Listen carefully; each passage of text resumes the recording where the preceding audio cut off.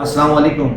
आज का जो टॉपिक है वो बहुत ही इम्पोर्टेंट टॉपिक है और बेसिकली आज जो हम पढ़ेंगे कि किसी भी प्लांट में अपने जो प्लांट्स होते हैं उसमें न्यूट्रिएंट की डेफिशिएंसी को किस तरह आइडेंटिफाई कर सकें, हमें कैसे पता चल सकता है कि कौन सा न्यूट्रिएंट डेफिशिएंट है, किस न्यूट्रिएंट की कमी है।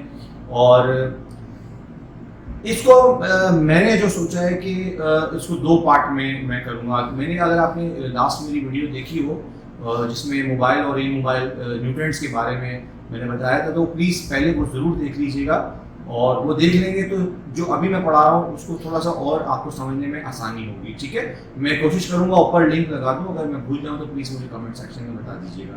तो शुरू करते हैं।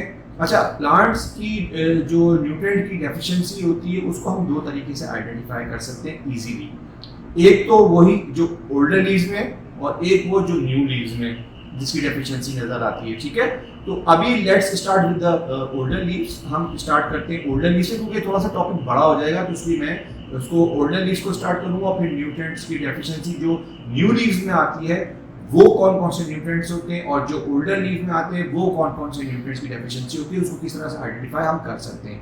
तो आज हम करेंगे ओल्डर लीव्स पे। अच्छा, एक बहुत इंपॉर्टेंट बात मैं आपको बताता चलूँ। अक्सर लोगों में कंफ्यूजन होती है, लोग देखते हैं कि भाई ये जो है न्यूट्रिएंट की डेफिशिएंसी हो रही है, तो mind it pH unstable pH. ठीक है, और पीएच अगर अनस्टेबल होगा तो रूट्स में मौजूद होते हैं न्यूट्रिएंट्स तमाम, लेकिन प्लांट्स उन एलिमेंट्स को, उन मिनरल्स को, न्यूट्रिएंट्स को उठाने के काबिल नहीं रह पाता। ठीक है, तो माइंड इट मेरी उसके अंदर एक वीडियो है, और अगर मेरी आप pakistanhydroponics.com वेबसाइट है हमारी, उस पर अगर आप जाएंगे तो आपको रेंजेस मिल जाएंगी, pH, EC, conductivity factor, CF, electrical conductivity, EC, TDS, total dissolve salts, इन सब की रेंज मिल जाएगी। ठीक है, और पीएच की भी, पोटेंशियल हाइड्रोजन जो कहते हैं। ठीक है, ये सर्टेन रेंज होती है जो सर्टेन रेंज में मुख्तलिफ प्लांट्स न्यूट्रिएंट्स को उठाने के काबिल होते हैं। तो अगर वो पीएच भी आपका स्टेबल नहीं होगा या बहुत ज़्यादा नीचे एसिडिफाई हो जाएगा या एसिडिक होगा बहुत ज़्यादा, तो भी बहुत सारे न्यूट्रिएंट्स को वो नहीं उठा सकेगा, जिसकी वजह से डेफिशिएंसी आपको नज़र आएगी। और लोग ये समझते हैं कि हमने न्यूट्रिएंट हम डाल दें और मज़ीद कि हमें डेफिशिएंसी हो रही है, जबकि न्यूट्रिएंट मौजूद होता है लेकिन पीएच अनस्टेबल होता है, जिसकी वजह से वो उठाने के काबिल नहीं रहता। ठीक है, अनस्टेबल में सिर्फ एसिडिक नहीं, मतलब सिर्फ लो पीएच नहीं, बहुत ज़्यादा हाई पीएच भी जो है उसमें भी बहुत सारी न्यूट्रिएंट्स की डेफिशिएंसी हो जाती है। तो पहला पॉइंट न्यूट्रिएंट डेफिशिएंसी चेक करने के लिए हमेशा पहले देखें कि आया आपकी पीएच स्टेबल है, भले वो सॉइल में हो, भले आप हाइड्रोपोनिक्स कर रहे हो। ठीक है, और ये जो चैप्टर है पर्टिकुलरली सिर्फ हाइड्रोपोनिक्स के लिए नहीं है, ये दोनों को कवर करता है, आपके सॉइल के प्लांट्स हो या आपके हाइड्रोपोनिक्स के प्लांट्स हो। ठीक है, उसमें आपको लाजमी ये देखना। अच्छा, पीएच के बाद नंबर 2 जो बहुत इंपॉर्टेंट है वो कि आपका रूट एनवायरनमेंट क्या है। रूट के अंदर बहुत ज़्यादा तपिश तो नहीं आ रही है, जैसे गमले में अगर पौधा लगाए मट्टी में, बहुत ज़्यादा कोई गलतियाँ बहुत सारे लोग कर जाते हैं। क्या करते हैं, प्लास्टिक पॉट में शदीद गर्मी में पौधा लगा लेते हैं। ठीक है, पौधा भले वो सीजनल होता है, उसी गर्मी का पौधा होता है, लेकिन वो प्लास्टिक पॉट में लगा, जिसकी वजह से हीट इंटेंसिविटी की वजह से रूट लेवल पे बहुत ज़्यादा जो है गर्माई आ जाती है, और जब गर्माई आती है तो ऑक्सीजन की कमी हो जाती है। यही चीज़ हाइड्रोपोनिक्स के भी अंदर होता है कि अगर रूट लेवल पे अगर आपका रिजर्वायर, जहाँ रिजर्वायर आपका जो न्यूट्रिएंट्स आपका पड़ा है, वो अगर आपका बहुत ज़्यादा गर्म हो जाए, जिसकी वजह से भी न्यूट्रिएंट्स की डेफिशिएंसी हो जाती है। अब इतना डिटेल में नहीं जाऊंगा, लेकिन मैंने आपको सीधा बातें बता दी हैं।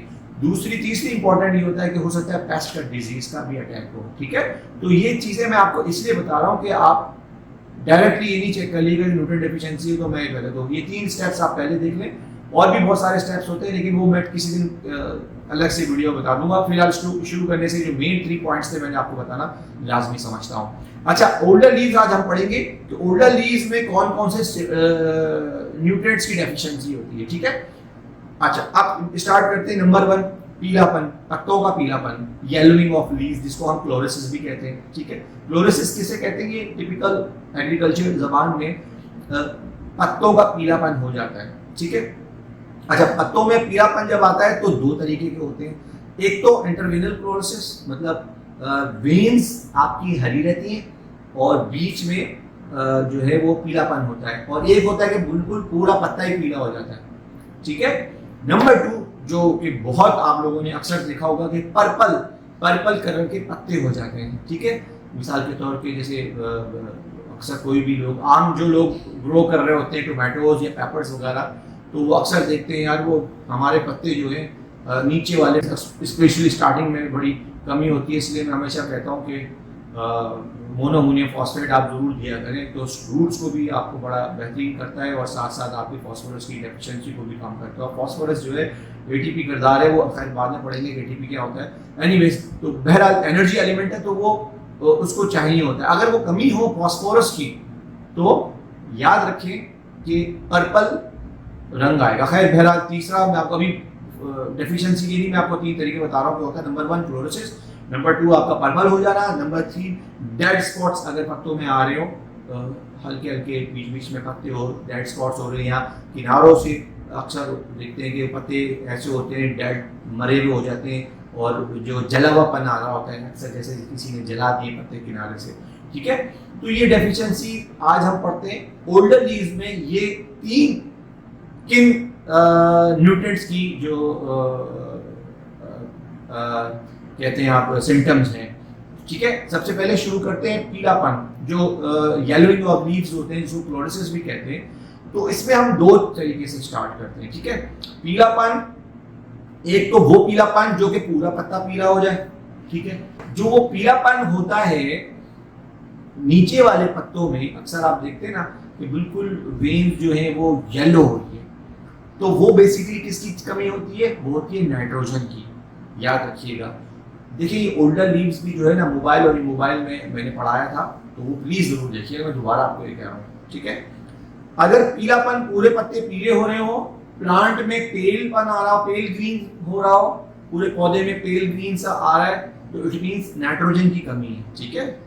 और हाइड्रोपोनिक्स के अंदर बहुत क्विकली रिस्पॉन्स करते हैं न्यूट्रिएंट्स, क्योंकि डायरेक्टली वो सॉल्ट जो है आपके जो एलिमेंट्स हैं, मिनरल एलिमेंट्स, वो डायरेक्टली रूट से इन्वॉल्व हो रहे होते हैं। सॉइल में तो चले कोई माइक्रोजाइट बैक्टीरिया और दूसरे बैक्टीरिया का प्रोसेस चल रहा होता है, उसके बाद फिर वो सब कुछ करने के बाद वो पौधा फिर उस काबिल होता है कि रूट से वो उठा सके, तो वो तो इतना नहीं होता है। लेकिन हाइड्रोपोनिक में ये बड़े क्विक रिस्पॉन्स करते हैं, पीएच की अनस्टेबिलिटी भी और आपका न्यूट्रिएंट की डेफिशिएंसी भी, ठीक है। तो ये बड़ा ध्यान रखिएगा, जो पीला पत्ता होगा वो नाइट्रोजन की डेफिशिएंसी होगा। अच्छा, दूसरा स्टेप क्या है क्लोरोसिस का, जिसको कि पीलापन तो हो लेकिन हरी लाइंस, उसमें वेन्स जो है वो ग्रीन हो, तो वो किस चीज की डेफिशिएंसी होती है? वो होती है मैग्नीशियम की। मैंने पहले भी एक वीडियो बना चुका हूँ आयरन और मैग्नीशियम में, अगर आप देखना चाहें देखिए, वो बहुत डिटेल में। एनीवेज, आगे कंटिन्यू करते हैं। तो ये देख रहे हैं लो मैग्नीशियम है, इसमें इंटरविनल यानी कि